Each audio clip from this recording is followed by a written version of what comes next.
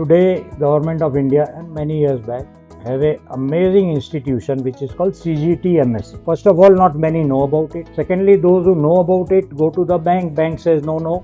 To understand the pain point of your targeted customer, all the multinational companies have been doing for 20 years. It's called conduct a webinar. So there was an announcement recently that they found oil wells. Yeah, I went searching, didn't get. So for all of you export fundas, me and Jagat Ji, all we are trying to discuss is on a day-to-day basis, every time Trump tweets, export markets change. So Jagat Ji was like, we have to do some kind of a live, update on how this will affect exporters. We started with that simple conversation. We've been publishing few episodes, I think as of now about 14 full episodes we've done. And our whole agenda today is just have a quick discussion on the state of exports in India today. And then I have 4 questions for him. Some questions which I've been meaning to ask him, but when I ask him online, he shies away from the answers. But then today, because all of you are there, we'll pressure him to give answers to us. So let's get started. Very quickly, Jagat Ji, for you, this is something which we like every time we do an episode. This is something we discuss, which is, the state of Indian exports. Where we are today, where do we stand? So thanks Nikhil, and wonderful, our series is going so well. I receive feedback from every strata of society and it is amazing. So last 2-3 years have been very troublesome for the world with wars going on, particularly Ukraine war. Nowadays no two country war is limited to 2 countries. Now a war anywhere impacts the entire world.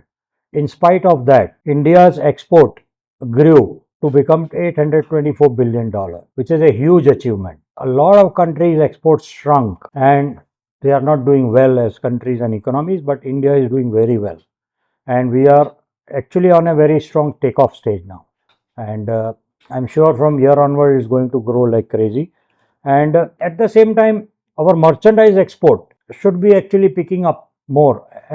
But our services export has supported us better. So I feel service is a core competence of India, and I always tell that attach a service to your product and you will see your merchandise export going much higher. So combine the two, because our core competence as a country is service, but manufacturing also, Make in India, PLI, production linked incentive schemes, all this has led to a very interesting change in the composition of our products of export. So just say 7-8 years back, it used to be more of raw material, more of fruit, vegetable, more of minerals. Now it is more of value added, machinery, smartphones, equipment, technology. So that's a good change, and I'm sure, and of course for last 60 years, in fact even more, maybe every year US has been our largest trading partner, has always been. I believe it will always remain, right? So that's our largest trading partner. It is the oldest democracy of the world. India is the largest democracy of the world. There is no better synergy than this. We are both part of the free world. Always remember, India is a free world economy. That's a big word to use in business, and that's a synergy we have with the US. Our second largest partner is UAE. Again, forever, very large Indian diaspora, Indian community, which has built UAE. And of course, the amazing leadership of UAE as a country has transformed. And you will all be surprised that our third largest trading partner is Netherlands, which is a very small country. I think Netherlands population is less than Bangalore, but it's a trading country. So the message is UAE, Netherlands, both are trading countries. Whatever we export to these countries, they export further. So that's a very good indicator for all of us in the business community to overcome the price challenge, which we generally talk about, and try to see what are they doing which we can do, and also to incorporate an element of trading business in our manufacturing, right? So that will be a big game changer. India is a net oil importer, and that is why our imports is more than export. If you remove oil import, I think we are exporting more than import, right? So oil is something I think God gift. I mean, it is given to some countries. So there was an announcement recently that they found oil wells. Is that true? Yeah, I went searching, didn't get, but I think that was just a rumor. But yeah, it's moving around in social media. Yeah, it's viral, but I'm not very sure because there is no authentic information. But if it comes, then I'm afraid about UAE because a lot of them will shift here. We will have a golden visa in India. So let's move on to sort of the next slide. So Air India, of course, had a horrible incident a few days back. But around May 26, they had this very interesting news which came up, at least from the export context. which was they airlifted 1,000 tons of Alfonso mangoes. So the question for you is simple, like this is a seasonal product and it's a perishable good. So I'm not sure if any one of you over here fall in that segment where you have a seasonal product or a perishable good. But how does an exporter plan for something like this? So very interesting, Nikhil. See, I have always been saying in my work of education that 5 things, roti, kapda, makan, padhai, dawai, has a huge market everywhere. Anything with food, anything with textile, anything with construction, building material, education and healthcare. Mangoes falls under food. How Chinese noodles is popular all over the world. Everywhere it is available, even in India. Of course, Indian Chinese noodles. So, but why mango? Mango is our, I will call Indian noodle. Mango is a very traditional fruit of India, king of fruits. How can we make it as popular as noodles? That is the strategic approach we have to think about. Now, in perishable products, the challenge is very rightly, as you said, that it doesn't have a long life. So, the best thing we should be doing, and today we are very transactional, we should actually be strategic. 1 year in advance, we should have signed up contracts for our next harvest from importers. Then we will not have the challenge of perishability because the buyers have already contracted. And this happens in a lot of commodities. Mango is also a kind of a commodity. But we are doing it in the last stage moment of marketing. And then we are not able to reach the potential. So if suppose a year in advance we market and we get a sign up, imagine our farmers will grow how much mango because they know market is assured because contracts are already there, right? So that approach we have to bring. That is the strategic approach to exports. And everywhere in the world today cold storage is there. We also have, one of our government labs, CFTRI, has developed a mango which will remain for 3 months and no chemical use. So this type of technologies we should take to farmer. How to, we don't have too much cultivation of that. It's in the lab. We should bring it to the farm.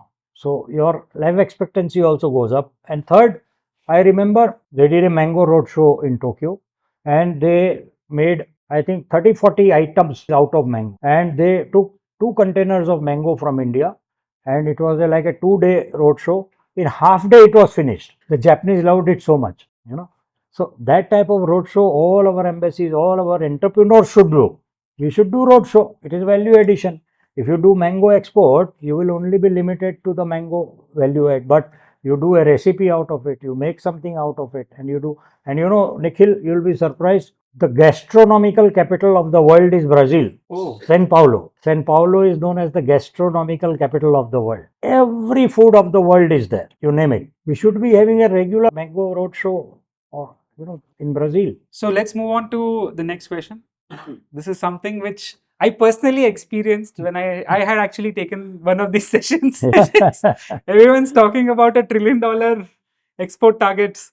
मैं 5 से 10 लाख या 10 से 20 लाख भी कर लूँ तो बड़ी बात. Question for you is, as exporters, right, on a regular day-to-day basis, I'm sure you'll have this question.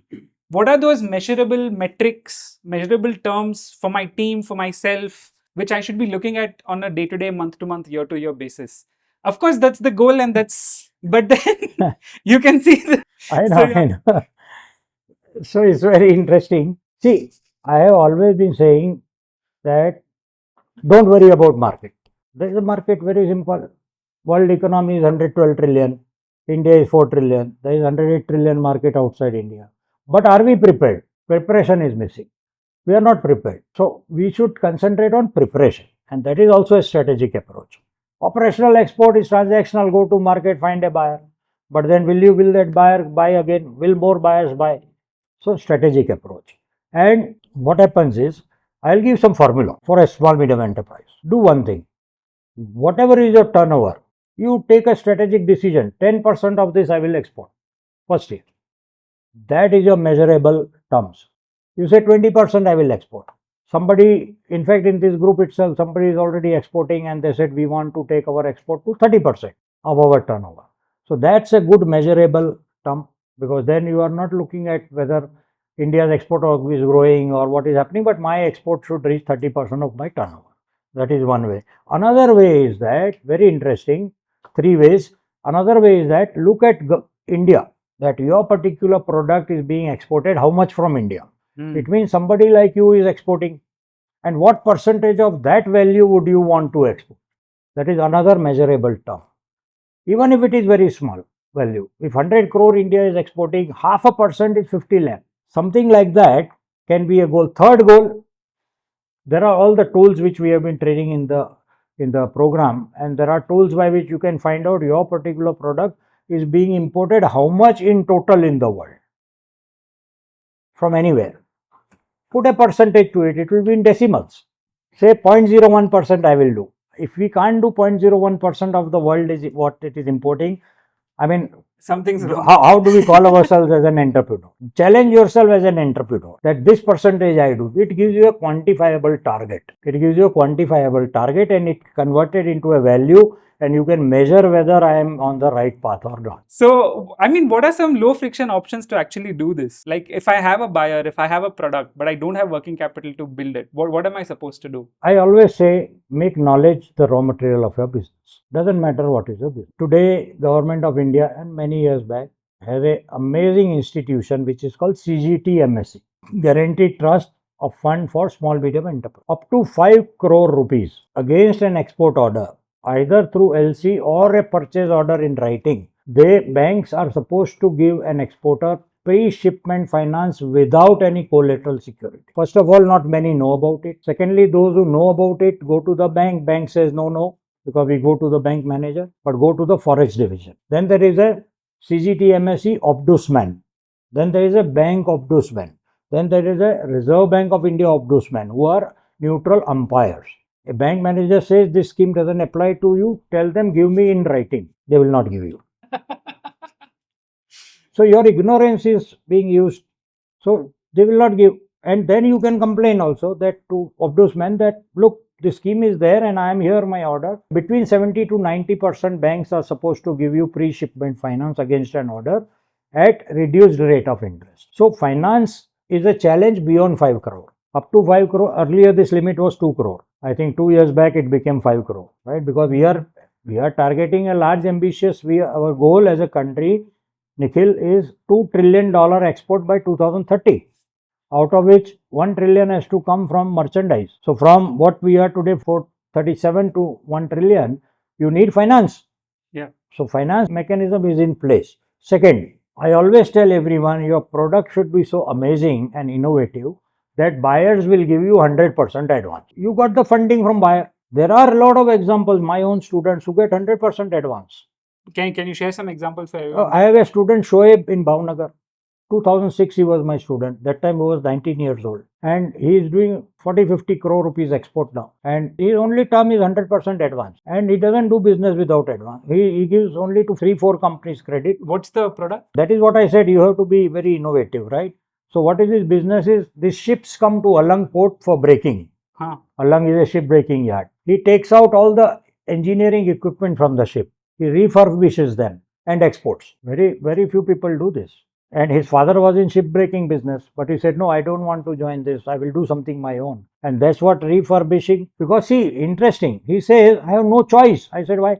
Because ECGC doesn't insure second-hand equipment. So otherwise you can do ECGC insurance to protect your credit terms, but he doesn't have that option. So he built a business model on 100% advance, and he has developed a very interesting thing. I think it's relevant to all of you also. To 3 or 4 companies he gives credit, but you know how much credit? He has calculated that in last 7-8 years I have done so much of business with them, I have earned so much, that much he gives credit. From this company I have earned so much. This is a very interesting measurable term of giving credit.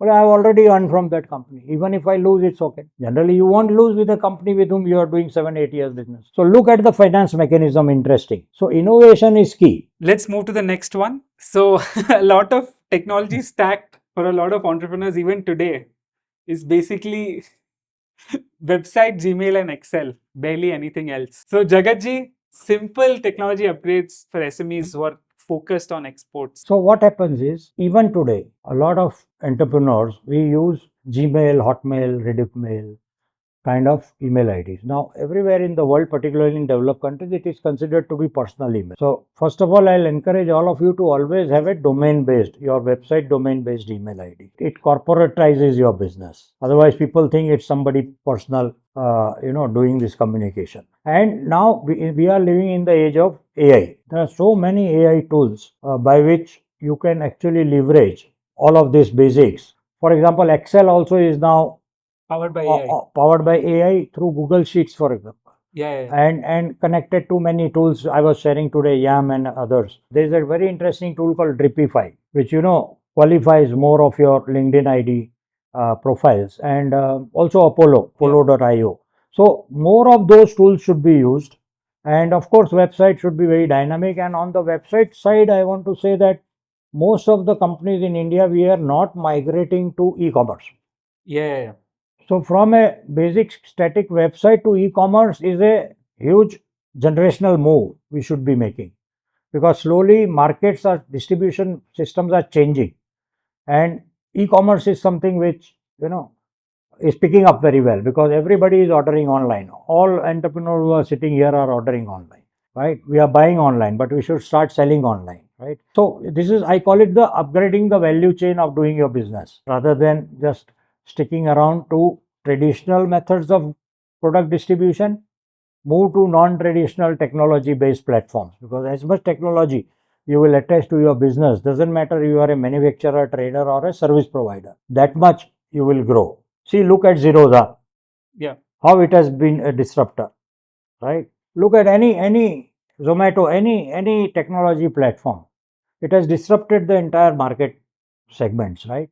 Every entrepreneur should try to incorporate the element of technology to their business. Absolutely. Okay, so the next question is very important for Jagat ji, because he talks about a lot of schemes. So government has announced a very nice export scheme, but the moment you approach a sarkari office, this is how the officer will act. That ये तो अभी notify नहीं हुआ है. So Jagat ji, tell me, really recently launched scheme जो actually SME can implement, actually which they can use, and which actually they'll get a support. So let me tell you, we have a legacy. We have a legacy in governance. Our governance before 2014, to be very clear, was not very global focused. Okay. We never had global market as we were consumption oriented economy. If you see China is a export led economy. For example, in 2014 onwards, we have programs like Make in India, which is about manufacturing, which is what China did in 1981. It is about Digital India. It is about Stand Up India for women. It is about the GST which has come in. It has made our life so easy. The income tax returns which we can file online. Smart India with the smart cities, smart villages.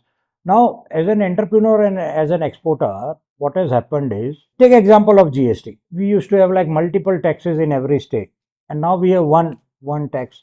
And again, for export, there is a bond, and you can export under LUT and so much more. So as much digitalization we will do, that much our schemes will become popular, right? So I still remember the days when we used to apply for a import-export code number in a paper, go to a bank, fill up a challan, and go to DGFT office, submit. After 10 days, some inquiry will come, and then it used to take 1 month to get the import-export code. Today, go to the portal DGFT, apply online, pay online. By evening, you have the online certificate. What is that example? That is simply digitalization. So digitalization is the answer. All our export schemes are also related to. I have become very, very friendly. Our export promotion councils are doing very well. To me, there are many schemes, but one which is most attractive to me as of now, and it is for the entrepreneurs to take advantage, is the e-commerce scheme as a tool of export.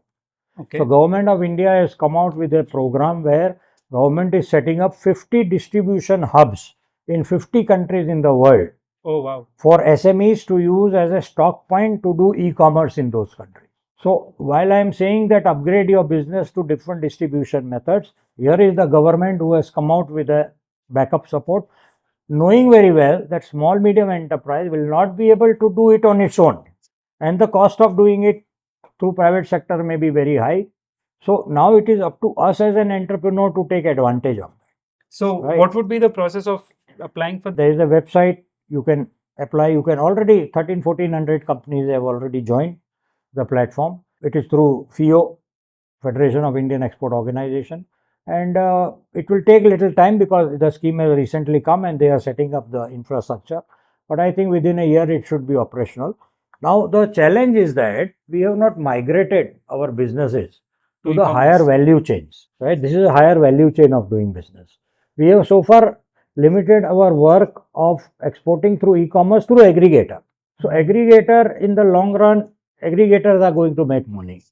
But the standalone portal approach, which I have been talking about, and in which you can plug in this government scheme, will be very effective. Second thing, let me explain. See, we are a free world, I told you. We are a free world economy. We are a democracy. We are a honest and sincere and ethical member of WTO. Many countries in the world are not ethical members, right? And we have to follow the norms. So, a lot of incentive schemes which Government of India had were not compliant from WTO perspective. Oh. And therefore we had to discontinue it. If we had been a rogue nation, we would have continued that. And some rogue nations have continued to do that. So we are a free world democratic economy. So it is the entrepreneur in India who will have to take that role, which in some countries is being played by the state. But the governance infrastructure is good. For example, our Indian embassies are offering amazing support to Indian entrepreneur. You take part in an exhibition abroad, you invite them, they will come and inaugurate your booth. To me, it's a huge incentive. It's a huge incentive. I can use the word scheme because you get so much of credibility. They are true economic ambassadors of our country, right? So the mechanism is in place. It is for the entrepreneurs to know about it and take advantage. Indian government from time to time has been announcing policies for everything. So there's one startup by name called Khakhra Story. What he has done is put all the policies in an app kind of thing only for marginalized. In India, all entrepreneurs are also marginalized. मैं government schemes के पीछे जाऊं या मेरा धंधा चलाऊं या मेरे employees को संभालूं या सप्लायर को संभालूं, तो ऐसा कुछ अभी जैसे आपके you given so many FIO and so many portals. Is there something with government which is trying to get synchronized so that data availability is very simple for us? Yeah, so there is a tool that has been, because it's a aggregation. Another thing is Ministry of Commerce, Government of India website has all the schemes, particularly in relation to an exporter. Every state government has got some interesting schemes. So, for example, recently Rajasthan government came out with the export policy, and one of their schemes is that if you are registered with them and you are a new exporter, then they give you some amount of money to do sampling, because sampling requires investment, right? So they give you. Then they also, at a state level, if you are inviting foreign buyers to your company, they are giving subsidy for the air travel of the foreign. Every state has got some or the other kind of schemes. Ministry of Commerce has put a lot of schemes into one portal, which is that one. And also India Trade Portal, if you go, there is a section there where you will be able to find all the schemes in one place. And actually, when you ask this question, see, this type of gaps in the information system is called the pain point of a community, right? It's a pain point of exporter. It is actually a business opportunity. And very rightly, as you said, a startup has come out with that type of thing. It is a opportunity. It's a business opportunity. It can actually be monetized, right? This is what, for example, countries like US, which is a capitalist and very market-oriented economy, does, right? It is private sector players who come out with solution to the pain point of society and convert it into a business model. This is what Amazon has done, right? There was no role of American government in Amazon, right? Amazon came to know that the youngsters and even other people are ready to buy things online, right? And they got that pain point understood, and then look at where that company is today. So, continuing from what you have just said, like how disruption was done by Zero and basically people based, what is the requirement of people, that the challenges that they solve, right? That's the opportunity. How do Indian entrepreneurs find that opportunity for other countries? How do we know about other countries? What? So, to understand the pain point of your targeted customer, the best way, and this all the multinational companies have been doing for 20 years. Small medium enterprises have to start doing, many are doing. It's called conduct a webinar. Conduct a webinar. There is no cost to it. Get hold of 10 prospective buyers. Tell them, I don't want to do sales pitch. I'm not interested to sell anything. I want 10 minutes you join on a platform and let us discuss your pain point as an industry. The moment you put a pressure on sales to someone, they will avoid meeting. You say, we will discuss your pain point, and based on your pain point, we will see if we are able to give you a solution. And you will be surprised. And today you all went through design thinking approach. Basically, design thinking approach is all about pain point. So there is a first stage of empathize. That's the empathize I am talking to you about webinar. In a webinar, you empathize.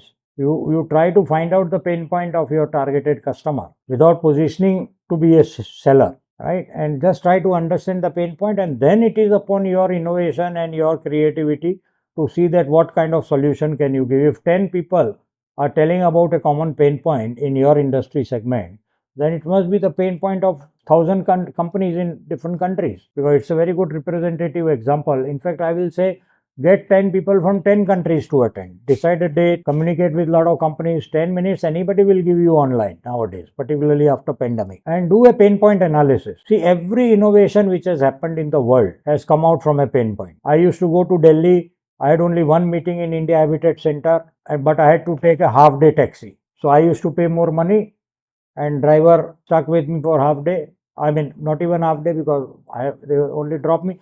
Uber found out my pain point. A technology solution came. I just order a taxi. It comes straight away. It drops me. It gets 10 more customers. Driver makes more money. I saved money. Everybody in the society benefited. Look where is Uber today. Every pain point of society is a business. As an entrepreneur, you need to find out what is the pain point of your customer, prospective customer. And whatever is the pain point, you deliver a solution, that's business. So there's a lot of upheaval in the global markets thanks to President Trump and whatever he's doing.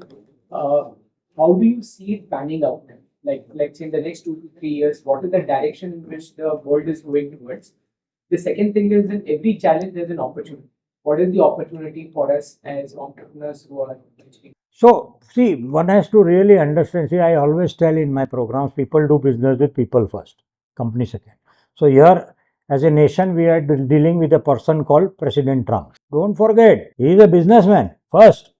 He is a politician later. He is a president third. He is a businessman first. Will always remain. And that too, he is a builder in construction industry. One of the most riskiest business in the world. And he has a style of working. It is not as a president, even as a company he worked like that. So it is very simple. Last 70 years, America has been our largest trading partner.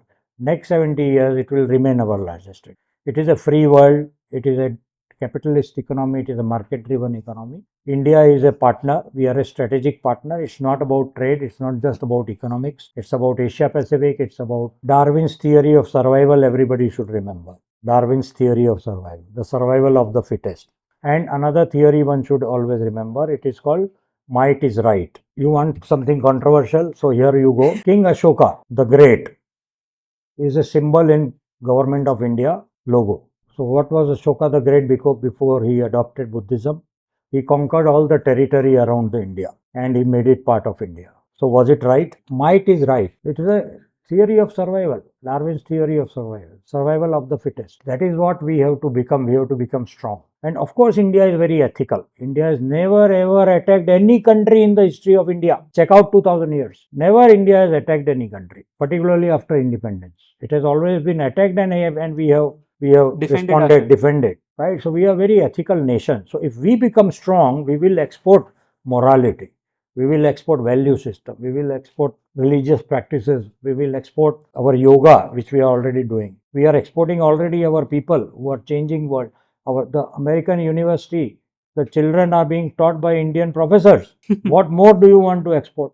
India-US relationship will hit the small term bumps, but it is going to only grow. My assumption is the deal will be signed maybe today. That's why we did this today. But today or latest tomorrow, right? And it will be not a final deal, but it will be a precursor to the main deal, because there are challenges.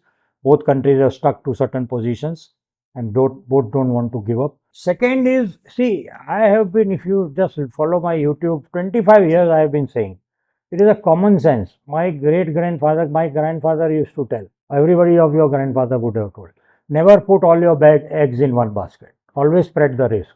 Today, almost 17-18% of India's export is to US. But 81% is not to US. So why can't that 81% become 90?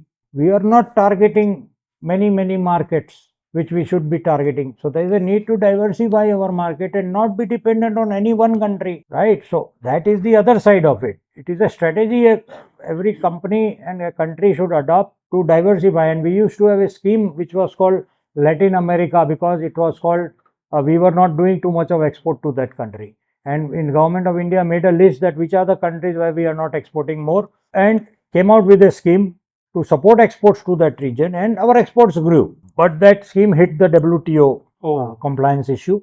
But my point is, why government? Why not private sector should adopt this kind of approach? So then look at African continent. Today, India's population is 140 crore. Africa is 130 crore. Yeah. Equal to Indian market. They are looking to India as an example. US and Europe is not an example for them. They are industrialized nations.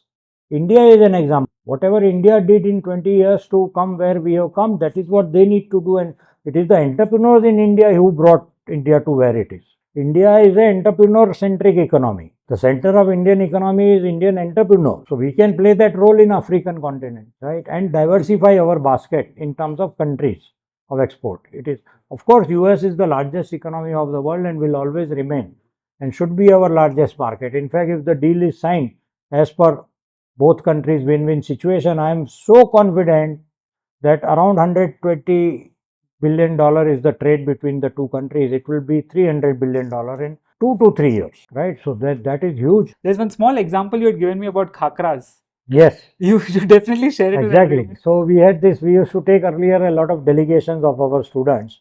After pandemic, we slowed down a bit, but we had taken a delegation to Brazil and one company from Rajkot.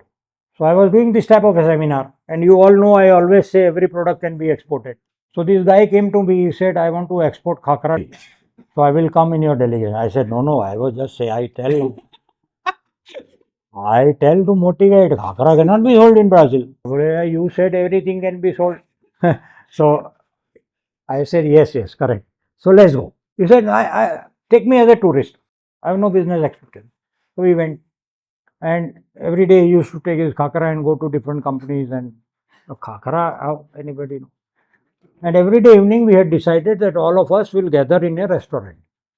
And we used to gather and then discuss and have dinner and discuss what happened during the day. So he used to come with his Khakhra. Second day, this one guy came. He said, can I taste in the restaurant? What is this?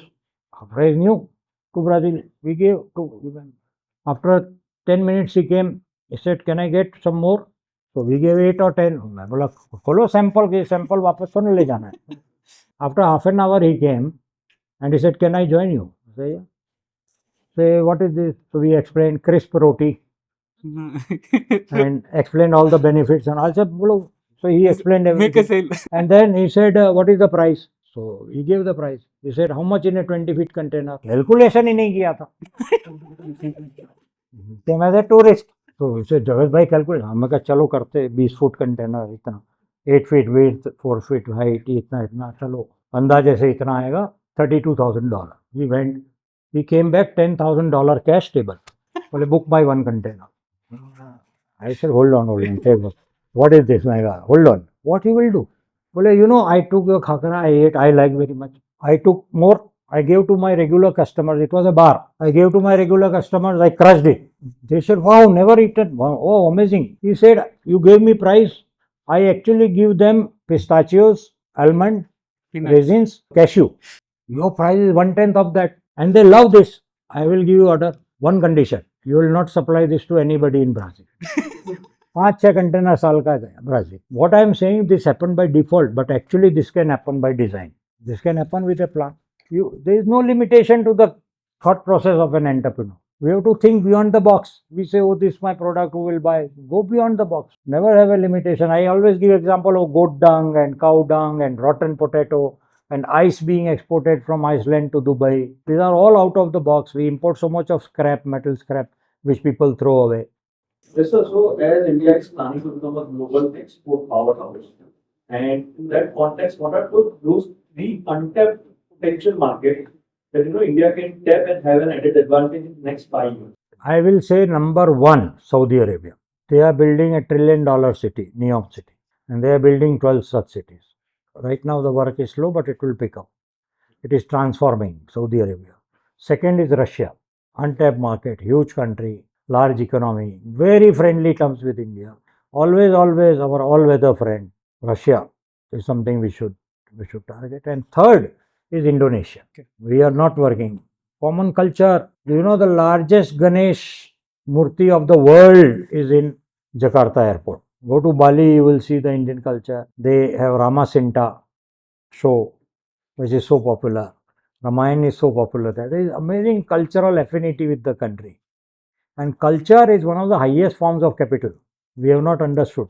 One of the highest forms of capital is cultural capital. So, by using that common cultural capital, we have not looked at Indonesia. It's a very large, I think, if I'm not wrong, 200 million population. Yeah. Or maybe more, I don't know. Such a large country in terms of population, which means market, right? And we need to be there. So these three countries, I will say. And cultural export is also very big. See, Mr. Narendra Modi, our Prime Minister, to take yoga global. Yeah. And 21 June became International Yoga Day. It is our cultural product. So the whole world is following yoga. So like that, we have so many, our Ayurveda. Ayurveda is our cultural product. But the way Chinese herbals are exported, we are not exporting Ayurveda in that way. So it is also an education product. And we have to also adopt in our own country. Same way our food, the way Chinese noodles is popular, why can't Indian dosa be similarly popular? It is more healthy, correct? So we have to see what is our strength.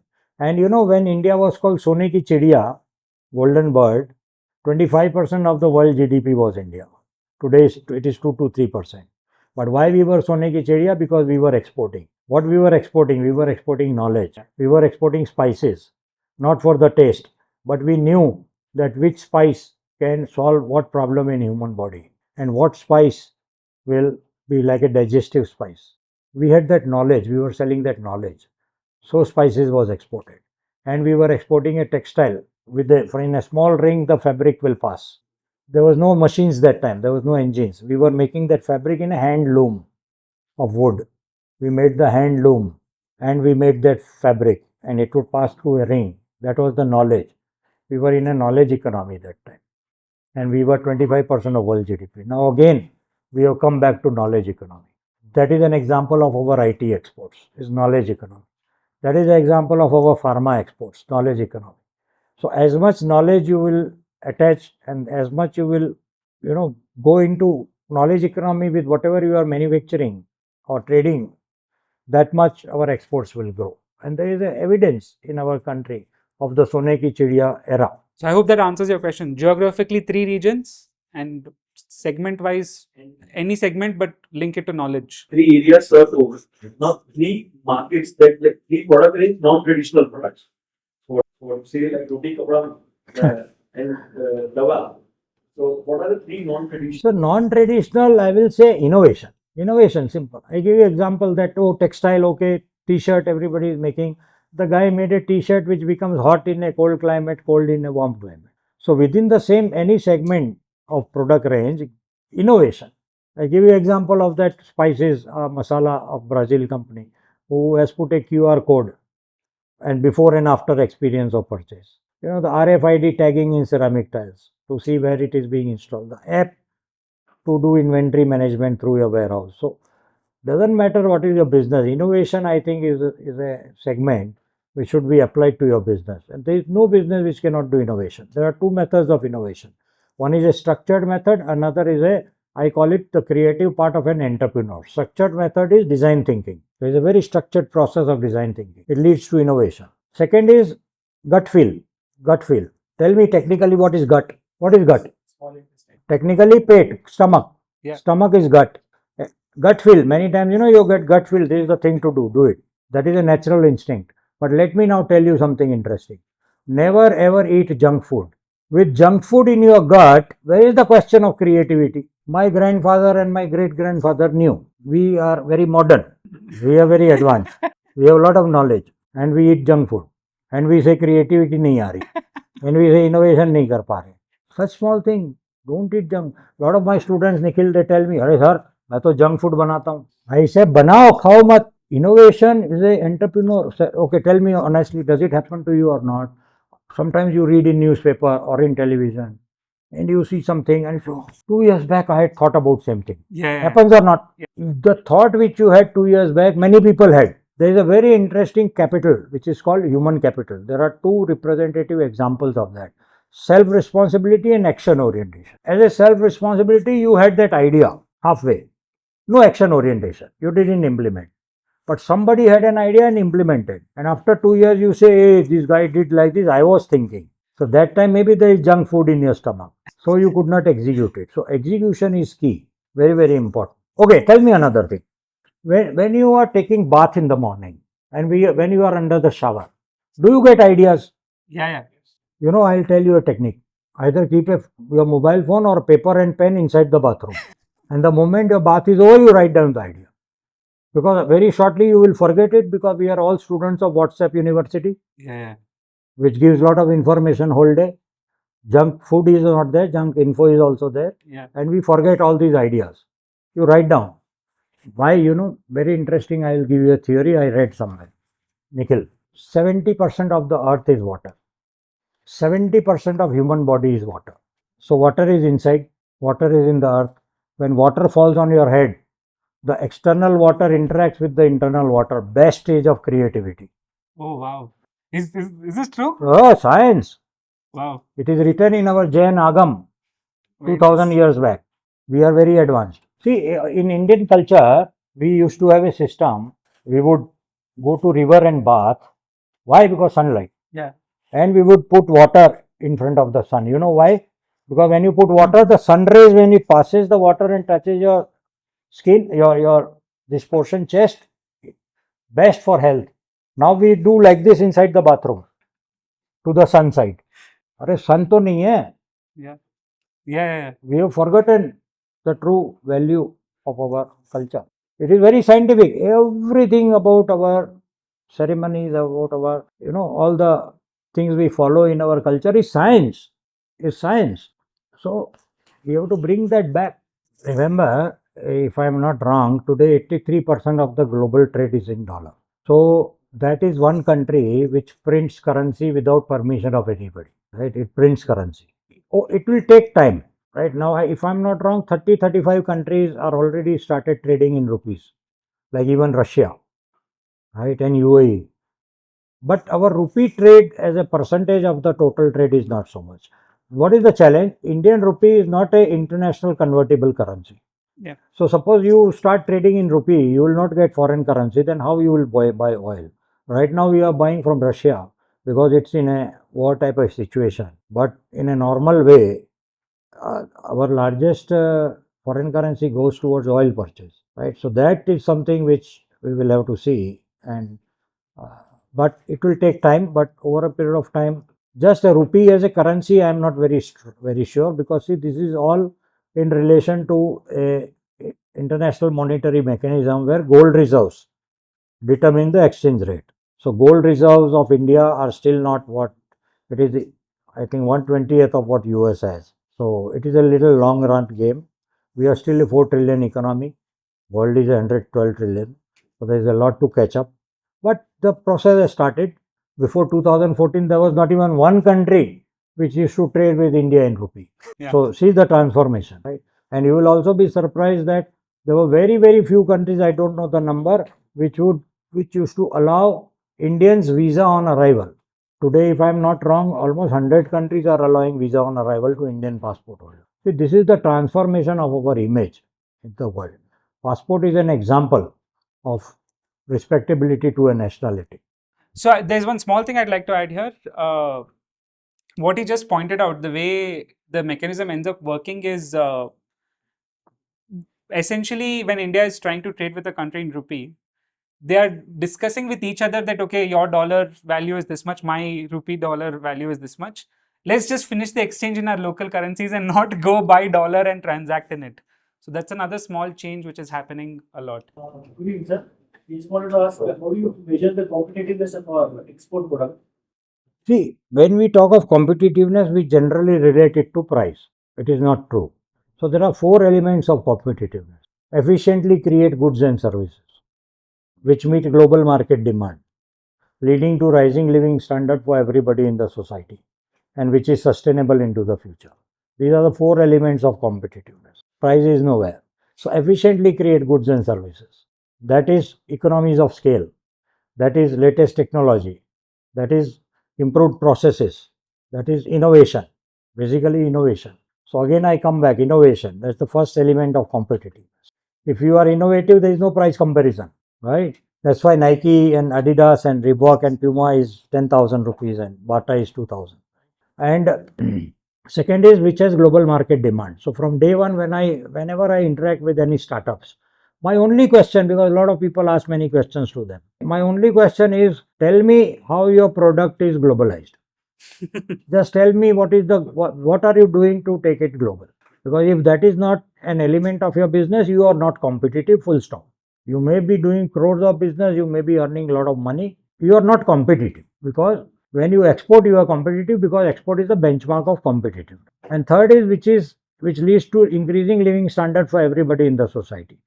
You would be competitive if everybody working in your company as a vendor or a staff or a customer is also growing. That is the true measure of competitiveness. And fourth is sustainable into the future. We are living in a world where my generation and my earlier generation has spoiled the environment, and we are still doing it. So what are we contributing to make the environment better? That element of sustainability and eco-friendliness makes you competitive. So these four factors, and when you implement this is a very strategic approach towards business development. When you implement, you will realize in a natural way that price is no issue. We are struggling with price because we are not working on a model of competitiveness. There you have it. Thank you so much. So please follow us, do share, and comment on any of the videos. If we like any interesting questions, we'll actually try to do a detailed video on that as well. So thank you so much, guys.